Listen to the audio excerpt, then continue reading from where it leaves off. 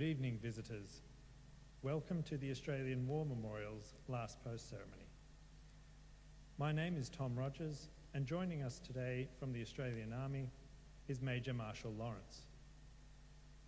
We welcome the veterans who have served, those that are still serving, and the families that love and support them. We acknowledge the members of RSL and Services Clubs Association, RSL Victoria, and RSL Queensland, who are watching the broadcast of this ceremony across Australia. During this evening's ceremony, wreaths will be laid at the base of the Pool of Reflection by visitors to the memorial. If you are able, please stand for the National Anthem.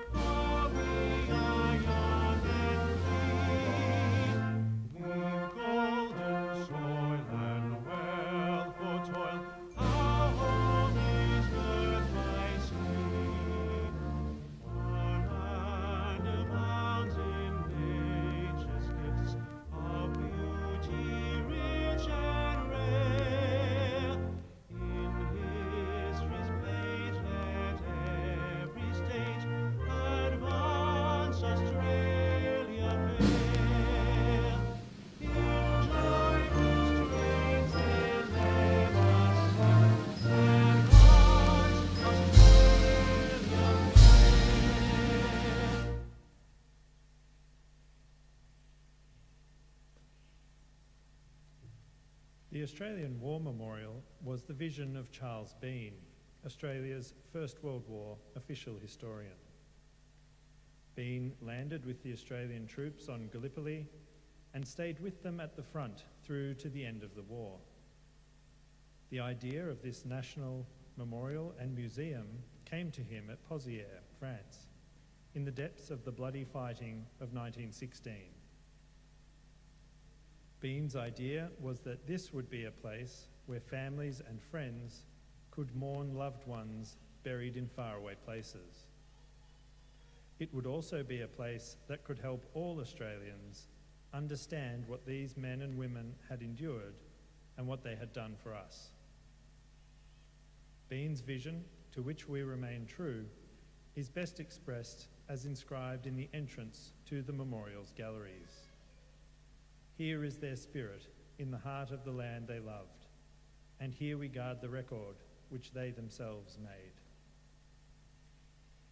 Tonight, we will read the story behind just one of those on the Roll of Honour, which lists the names of more than 102,000 men and women who have given their lives for us in war and on operations for more than a century. But first, we present a lament, Flowers of the Forest. Wreaths or floral tributes will now be laid at the base of the Pool of Reflection.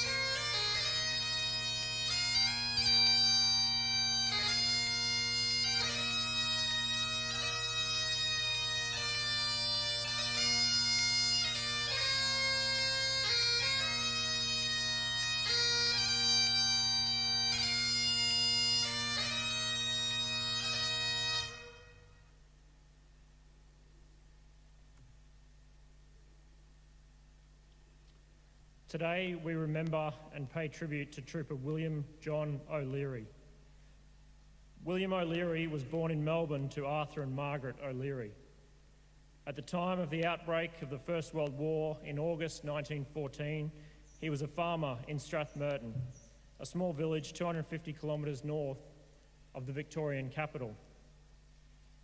O'Leary enlisted in the Australian Imperial Force within weeks of war being declared. An accomplished horseman, he was assigned to the 4th Light Horse Regiment, a cavalry unit for the AIF's 1st Australian Division. The regiment set sail from Melbourne in October 1914, and when it reached Egypt, set up camp on the outskirts of Cairo and undertook training. Months later, on the 25th of April 1915, the 1st Australian troops went into action, landing on Gallipoli as part of the Australian and New Zealand Army Corps. The light horse were considered unsuitable for the initial operations on Gallipoli, but were deployed without their horses to reinforce the infantry. The 4th Light Horse Regiment landed on the 22nd and 24th of May, and its squadrons were scattered among the infantry battalions already ashore. O'Leary was a machine gunner. On the 15th of June, he was in the machine gun trench when it was fired upon by Turkish artillery. In a letter that was later published in the local newspaper, one of O'Leary's friends recorded what happened. They put 26 shells either just over the trench or into the dirt thrown up in front.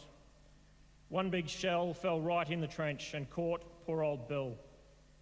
It tore off one leg and shattered an arm. The plucky chap never lost consciousness, and when he was placed on a stretcher to be taken back to the beach, he asked for his pipe. It could not be found, but somebody gave him a cigarette, and he smoked and joked with the boys till the end. He died one of the pluckiest deaths a man could possibly die, and his name for pluck and endurance is a byword with the regiment. O'Leary was buried in the Shrapnel Valley Cemetery that evening. His commanding officer, Lieutenant William Dunlop, later wrote to his family, saying, "He died quite peacefully and, thank God, without pain. The priest was with him at the last.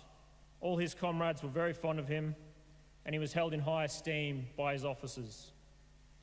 I am sure it will be a consolation to you to know that he died a hero's death, with never a murmur or grumble from the beginning to the end. I never wish to meet a braver man. I can say honestly that I and all who saw him were amazed at his courage, and he has left an example that will be very hard to follow." Trooper O'Leary's name is listed on the Roll of Honour on my right, among almost 62,000 Australians who died while serving in the First World War. His photograph is displayed today beside the Pool of Remembrance. This is but one of the many stories of service and sacrifice told here at the Australian War Memorial. We now remember Trooper William John O'Leary, who gave his life for us, for our freedoms, and in hope of a better world.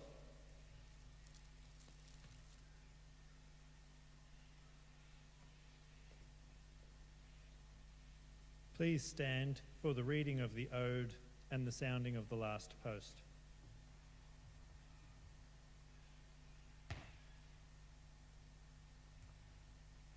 They shall grow not old, as we that are left grow old. Age shall not weary them, nor the years condemn.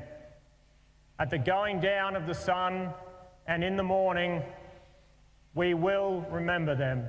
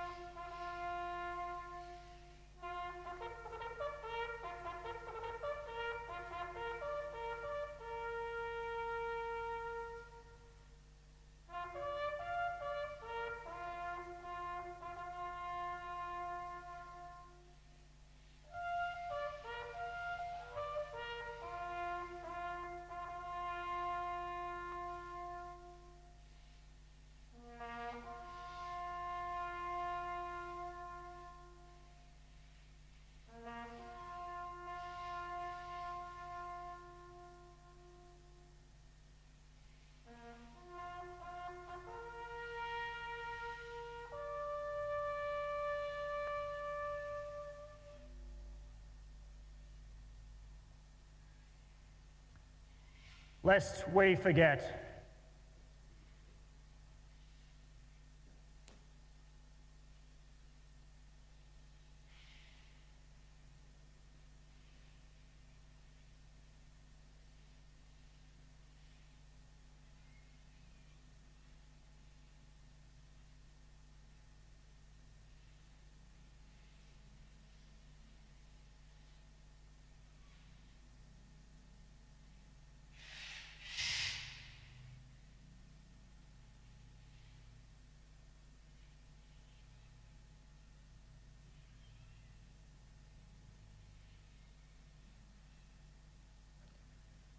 We leave you this evening with the words of the memorial's founder, Charles Bean.